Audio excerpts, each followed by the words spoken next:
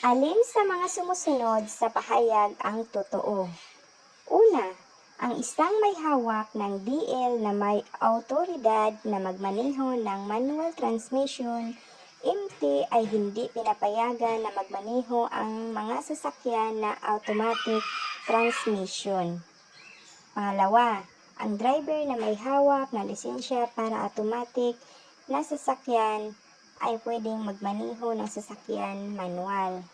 Pangatlo, ang driver na may hawak ng lisensya para sa manual transmission ay maaaring magmaneho ng may automatic na transmission. So, ang tamang sagot dito ay ang pangatlo. Ang driver na may hawak ng lisensya para sa manual transmission ay maaaring magmaneho ng may automatic na transmission.